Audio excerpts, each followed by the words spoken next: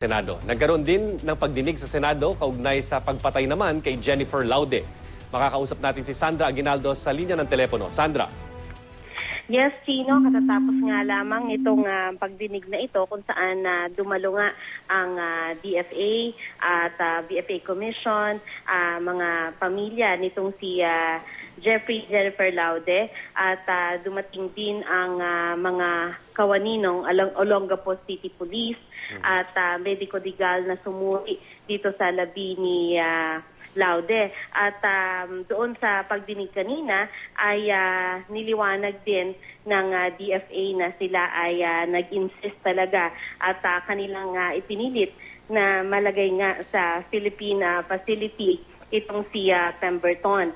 Ang niliwanag sa atin ngayon na Sino, itong si DFA Secretary Del Rosario ay under U.S. custody pa rin na masasabi talaga itong si Pemberton at siya ay inilipat sa Philippine facility. At sinabi rin niya na naging mataas yung level ng usapan dito. Siya daw mismo ay nakausap niya itong si U.S. Secretary of State John Kerry tungkol nga dito sa paghiling ng Pilipinas na maging masailalim sa custody ito si Pemberton. Pero ganun pa man ay nililiwanag niya na sa ngayon ay wala pang full custody ang Pilipinas dito kay Pemberton at ito raw ay patuloy na hihingin at ito ay sa oras na mapalabas na nga ang warrant of arrest laban dito kay Pemberton. At bukod dyan, Chino, ay nagkaroon naman ng ilang detalye dito sa pagdinig kaugnay naman sa pagkamatay naman nitong si Jennifer Laude at nagkaroon nga ng ilang pagdidetalye ang medico legal tungkol dun sa kanyang sinapit. Ilan sa mga nasabi niya at medyo sensitibo lamang ang sinasabi niya ay nagkaroon ng pamumuo ng dugo sa noo, sa bandang tenga at sa likurang bahagi ng ulo at meron din daw pamumuo ng dugo dun sa kanyang dalawang mata.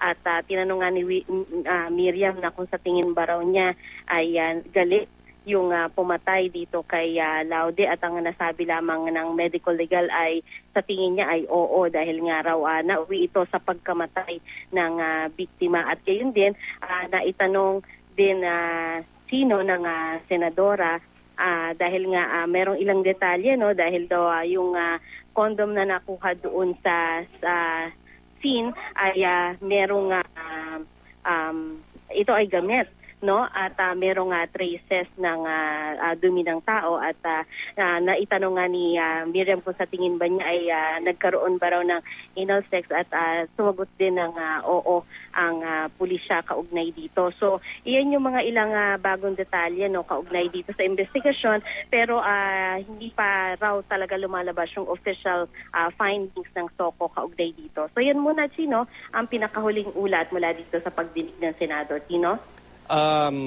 Sandra, yung sa pagdinig kanina, may nasabi ba yung si Barbie na isa sinasabing pangunahing testigo dito sa kaso? Yes, natanong din siya, Chino, at ito rin ay wala rin naman siyang, hindi siya lumayo ika nga doon sa affidavit, sa laman ng kanyang affidavit. At sinasabi rin niya kung paano niya nalaman. Siya raw ay tinawag kasi ng isang empleyado noong hotel at pinagbigay alam tungkol doon sa nangyari sa kanyang kaibigan.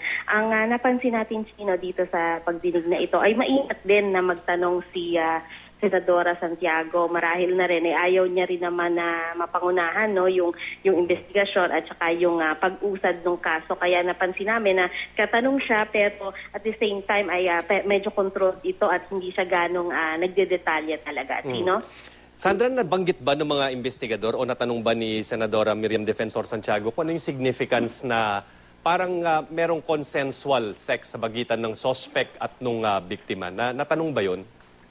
Tama yan, Sino, pakiulit yung kasi problema lang. Kasi batay dun sa sinabi dun sa pagdinig, lalo na yung testimonya ng mga police investigators, parang lumilitaw na parang may consensual sex, tama ba? At anong significance nito sa kaso? Nabanggit ba ito? Actually, Chino, hindi dumating dun sa punto na kung nagkaroon ba talaga ng consensual sex, kundi nandoon lamang sa punto na nabanggit ko sa iyo kanina, kaugnay nga dun sa sinasabing nagamit, no, na condom na nakuha dun sa lugar. Pero doon sa circumstances surrounding that ay wala pang ganong detalye. Katunayan, Chino, medyo hirap aminado kanina, no, yung PNP, at ganun din sinabi ng prosecutor, hindi wala pala silang nakuhang fingerprint sample mula doon sa suspect. Ang nakuha nila, may nakuha silang fingerprint mula doon sa crime scene. Ngayon, hindi pa nila ito nakukumpara dahil walang nakuhang suspect at walang nakuhang sample mula doon sa suspect at saka DNA sample man lamang mula sa kanya. So sa ngayon, walang mapagkumparahan itong mga ebidensyang nakuha nila, Chino. Siyempre, yung implications nito, Sandra, no, overreaching yung implications nitong nangyari. So, napag-usapan ba o na-touch upon yung visiting forces agreement dito sa pagdinig na ito? Yes, Sino. Meron kang mga observation, no, si Senadora Miriam Defensor Santiago, at para sa kanya, she maintains na hindi daw orgabyado ang Pilipinas sa agreement na ito. Ang particular na pinuna niya, Chino, ay yung bakit daw kapag merong kasalanan na nagawa ang isang Amerikano ay kailangan hilingin pa ng Pilipinas sa Amerika yung kustodiya nito, at in extraordinary cases, ito ay iti-take lang into full account ng United States of America, at wala man lamang nakasulat dun sa VFA na talagang kayang kunin o pwedeng kunin ng Pilipinas yung custody. So yan yung particular na inano niya, na talagang pinunto niya dito kanina, Right. dito. So yung EDCA, 'di ba? Yun yung pagpapalawig palalo dito sa mga ganitong exercises sa pagitan ng ating militar at ng militar ng Estados Unidos. Parang nabigyan ba ng opinyon o nabigyan ba ng pagtalakay ng panahon ng pagtalakayin itong kung may kabuluhan pa ba itong EDCA o maapektuhan ito ng itong trahedyang ito? Ayon dito sa pagdinig, no, sa takbo ng pagdinig, iyan din ay gusto nilang matingnan, no, makita.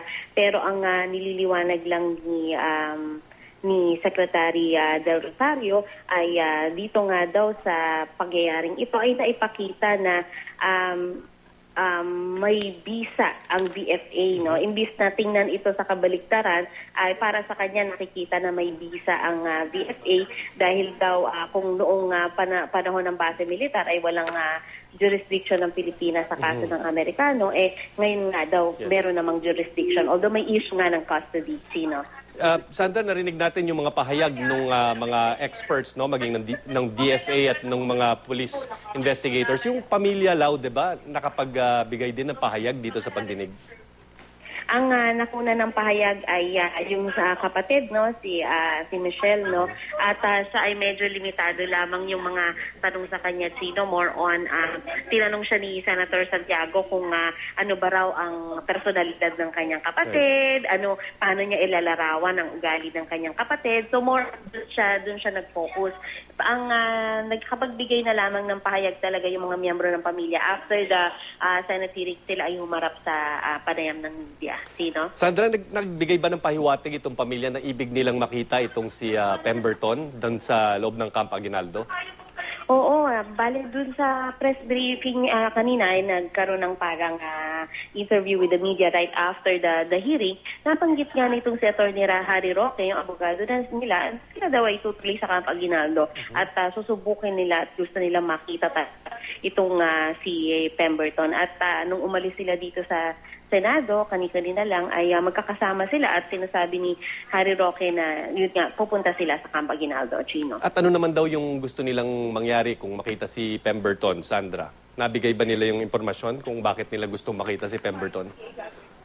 Kasi daw para sa kanila ay hindi sila satisfied, no? Para sa kanila ay hindi sapat yung nangyayari ngayon na with regards to their search for answers. Parang palagay nila ay may term nga na ginamit sila kanina na ang in effect ang sinasabi nila ay palabas lang yung paglalagay kay Pemberton doon sa Camp Aguinaldo para daw ito ay simbolo lamang, pero in effect ay ang pagkasabi pa nga no ng isa sa kanila ay parang in effect ay si Pemberton daw ay nag-enjoy pa rin at siya'y kumakain ng American food, siya'y probably nanonood ng American TV habang siya'y nasa Camp Aguinaldo. Sino? Sandra, nabanggit mo kanina na yung police investigators natin sa pangunguna ng CIDG no, or Crime Lab, na kung hindi ako nagkakamali, ay wala pa na hawak na fingerprint sample, DNA sample o kahit anong blood sample nitong suspect. Kahit pa nagsagawa na ng sariling investigation yung Naval Intelligence Service ng Estados Unidos. No? Tama ba yan? Hihingin ba nila, kailangan ba, vital ba sa kaso na makuha yung DNA sample ni Pemberton? Yes, Chino, oo, tama yan. Ang sinasabi nila ay wala silang, bagamat may nakuha silang malinaw na fingerprint doon sa crime scene, walang pagkukumparahan dahil walang nakuha na sample para pagkumparahan ito. Ganon din yung iba pang pwedeng pagkuhanan no, ng DNA samples na pwedeng makuha mula sa suspect mismo. So, ang any effort Chino, ang niliwanag naman sa atin ng DFA na magawa ito ay dadaan sa DFA at kanilang ire-relay. At niliwanag din naman ng prosecutor kanina, Chino, na talagang tututukan nila ito at anuman yung pwedeng hakbang ay pwede na maidaan sa legal process, Chino. Sandra, pangalawang insidente na ito no, kung saan ang ating mga kababayan ay tila naging biktima nitong mga bumibisitang dayuhang sundalo mula sa Estados Unidos. Meron bang paliwanag o meron bang pangako ang Department of Foreign Affairs o kung sino man representing itong kasunduan sa pagitan ng Pilipinas at ng gobyerno ng Amerika na para hindi na ito maulit? In the past few days, pag ini-interview namin yung DFA ay ang nakukuha kong view mula sa kanila ay ang Amerika naman daw ay talagang nagko-cooperate sa bagay na ito. Ang sinasabi nila parate ay functioning at working ang VFA at ito ay itong nangyari nga daw ngayon na ayon sa kanila mabilis na investigasyon na mabilis na pagkilos at strong effort na makuha yung custody kay Pemberton ay patunay nga daw na mabisa itong VFA I mean at ganoon din mula naman kay General Oba ng VFA Commission. Ang sinasabi naman nila ay masigasig naman daw sila sa pagbabantay sa anumang posibleng paglabag sa Visiting Forces Agreement, Chino. Sandra, speaking of the two violations nga against our countrymen no, nitong mga dahil sa pagbisita nga nitong mga dayuhang sundalo, I'm sure nabanggit din no yung kaso ni Daniel Smith. Paano ba iba ang o pagkakaiba nitong kaso ni Pemberton laban doon kay Smith? Kasi natatanda natin, ganun din sila, akusado din sila sa isang krimen. Pero tila iba yung treatment ngayon. No? Ito si Pemberton ay pinayagan na maging o sumailalim sa joint custody habang yung si Daniel Smith, natatandaan natin, ay ni isang beses ay hindi talaga pinalabas doon sa compound o sa mga properties na pag-aari ng US Embassy. Alam mo, Chino, sa mga sa panayam namin no, sa DFA at sa VFA Commission, yan nga rin yung pinupunto nila na ayaw daw nilang mangyari uli yun. So, kaya isa rin yan sa reason kaya kanina na-share nga ng DFA no, sa interview natin at sa Senate Committee kanina na mas masigasig daw sila ngayon para makuha talaga yung custody kasi parang ang term nga ni DFA Secretary Del Rosario ay unacceptable, no? Yun ang sinabi niya, unacceptable sa Pilipinas kung ilalagay na naman sa US Embassy itong si Pemberton. Chino? Okay, so yung nangyaring custody ngayon, di ba sinasabi mo kanina may umaalma dito sa sinasabing joint custody na hindi naman talaga custody kasi sa ating pagkakaintindi, yung close-in na nagbabantay kay Pemberton ay mga Amerikanong sundalo bagamat ginagamit nila itong Filipino-owned facility sa loob ng Camp Aguinaldo.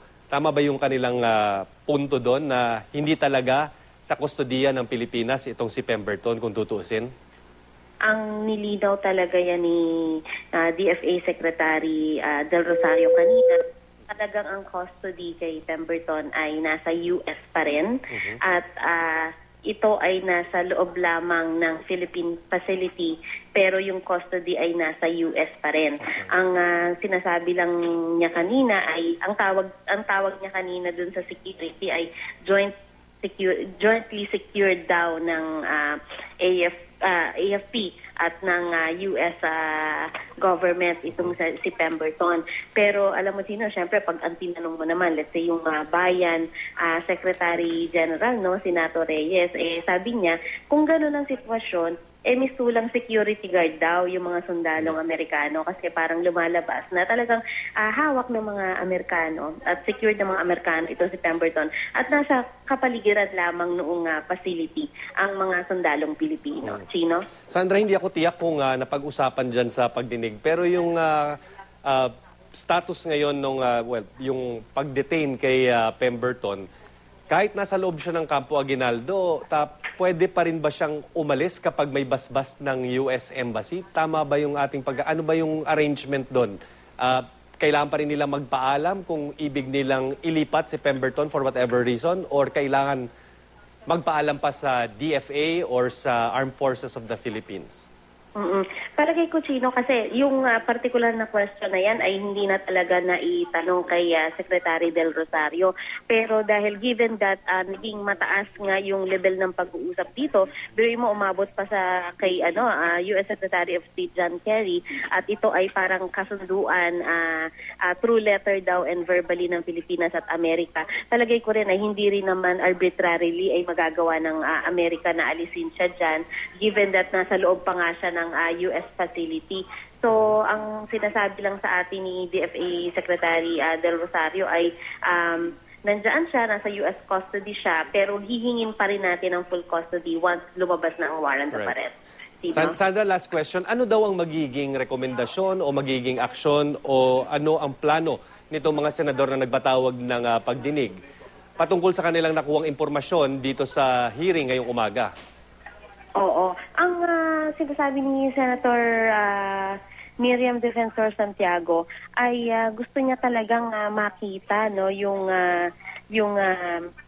visa nitong visiting forces agreement at kung ito ba ay talagang may mga butas at dapat repasuhin at inaamin naman ng DFA na merong mga pag-uusap between two sides na parang tinatalakay naman na nila kung ano yung o nagkakaroon ng review, although hindi nila masabi directly kung ito ba ay magli-lead to an amendment sa visiting forces agreement. Sino? Okay, maraming salamat Sandra Aguinaldo, nag-uulat mula sa Senado.